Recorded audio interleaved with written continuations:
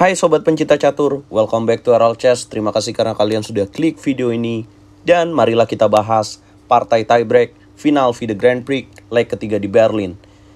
Mempertemukan dua pecatur Amerika terbaik, Hikaru Nakamura berhadapan dengan Wesley So. Dalam babak tiebreak ini, mereka akan bermain dua kali, catur cepat 15 menit dengan bonus waktu 10 detik setiap melangkahnya. Dan kita akan bahas partai keduanya, di mana di game pertama mereka deadlock dengan hasil remis. Ini game terakhirnya, Wesley So pegang bola putih, Hikaru Nakamura pegang bola hitam. Siapa yang menang akan menjadi juara FIDE Grand Prix leg ketiga. Langsung saja kita bahas gamenya. Wesley E4, E5 Hikaru, kuda F3, kuda C6, gajah B5. Ruy Lopez, kuda F6, rokade, kuda makan pion M4, benteng E1, kuda D6, kuda makan pion E5, dan gajah E7. Ya teman-teman, ini merupakan Ruy Lopez dengan variasi Berlin.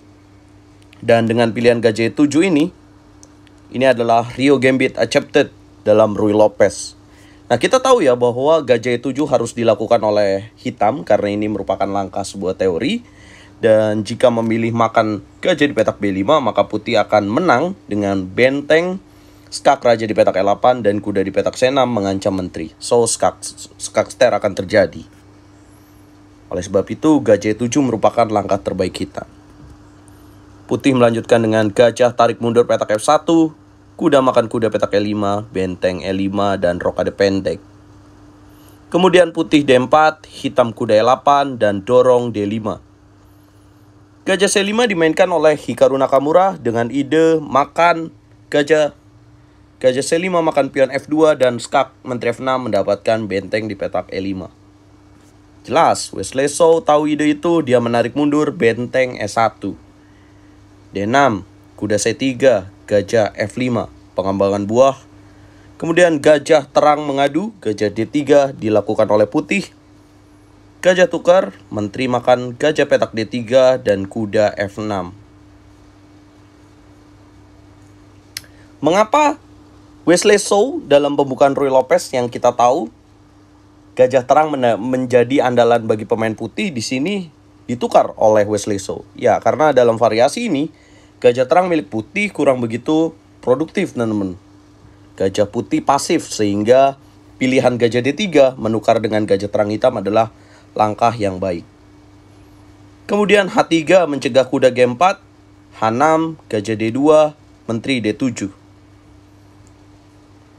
Kemudian menteri F3 dimainkan oleh Wesley So dengan ide gajah makan pion H6 dan mendapatkan kuda di petak F6. Remove the defender, taktik yang akan digunakan oleh Wesley So. Mengetahui itu, Hikaru jalan gajah D4. Benteng A D1 dimainkan oleh putih. Benteng A E8. Benteng menukar. Kuda makan benteng di petak E8. Menteri D3 ancam gajah D4. Gajah mundur petak B6. Benteng E1. Ya, mengapa Wesley So tidak ingin menukar gajah gelapnya? Menurut saya, jika dia menukar gajah gelapnya, maka kesempatan untuk memaksa menang itu lebih kecil lagi, teman-teman. Sehingga dia masih menjaga gajah gelapnya. Kuda F6 kembali dimainkan oleh Hikaru Nakamura. Kuda E4 mengadu, menteri F5, dan pion G4. Kemudian menteri G6, gajah C3, kuda D7. Ya, kenapa menolak pertukaran? Karena putih akan menguasai jalur E dan dalam permainan endgame akan menyulitkan untuk pemain hitam. Kuda G3 dimainkan oleh putih, menukar menteri, menteri makan menteri, pion C makan D3, kemudian G6, mencegah kuda putih ke petak F5. Ya, langkah G6 ini sekaligus menjadi perubahan dalam evaluation bar dan menjadi sebuah keunggulan bagi Wesley So. Dengan terjadi celah di petak F6, kemudian Wesley melanjutkan dengan raja G2, menghindari pining gajah B6, kuda E5, benteng jaga pion D3. Benteng E8, kuda naik ke petak E4 dengan ide kuda skak di petak F6 mendapatkan skak raja dan mendapatkan benteng. Raja F8 geser, kuda F6 masuk, benteng E7. 4. Coba mengancam gajah gelap, langsung dijawab taktis oleh Hikaru, A5. H4, C6. Ya teman-teman, ini merupakan langkah blunder yang dilakukan oleh Hikaru Nakamura pada langkah ke-32. Saya ingin men-challenge teman-teman untuk meningkatkan skill kalian menebak langkah terbaik untuk Wesley So. Coba pause dan cari langkah terbaiknya.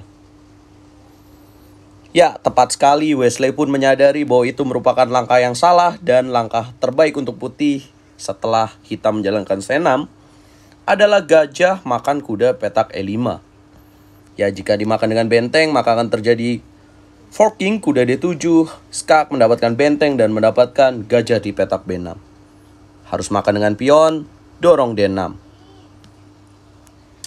Walaupun makan pion tidak membuat putih berhasil ke kuda ke petak D7, tapi dengan langkah D6 ini, putih memaksa untuk bisa menjalankan kuda D7. Dan Hikaru harus merelakan hilang satu perwira dengan benteng E6. Kuda D7, skak, raja G7, kuda makan gajah. Unggul satu perwira, jelas ini lebih mudah bagi Wesley So, dan Hikaru harus memaksa bertahan untuk mencari partai remis. Benteng makan pion, kuda C4, benteng D4. F3 mencegah E4, raja F6. B3, B5, pion A makan B5, pion C makan B5, kuda A5. H5, pion G makan H5, pion G makan H5, raja G3. Benteng D6, B4, raja F5, kuda B3. Benteng G6 skak, raja F2, benteng A6.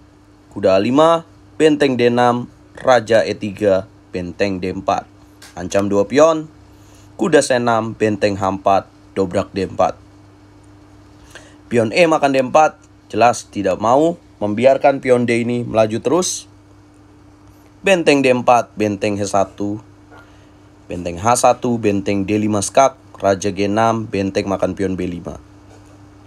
Putih memiliki aset pion promosi di jalur B, hitam H4, kuda E5 skak, raja G7, raja F4. Benteng G1, kuda G4, H3, benteng G5 skak, raja F8, benteng H5. Raja G7, B5, benteng B1, benteng G5 skak, raja H7, kuda F6, skak. Raja H6, kuda G4 kembali skak, raja H7, raja G3 dimainkan. Benteng B3, benteng F5, raja G6, benteng F6 skak. Hitam menyerah. Mengapa menyerah? Jelas sekali bahwa di sini pun sudah jelas Wesley So akan memenangkan pertandingan dengan keunggulan yang cukup besar. Selamat untuk pendukung Wesley So dan selamat untuk Wesley So. Secara survei 71% Hikaru Nakamura difavoritkan akan menjadi juara FIDE Grand Prix leg ketiga di Berlin.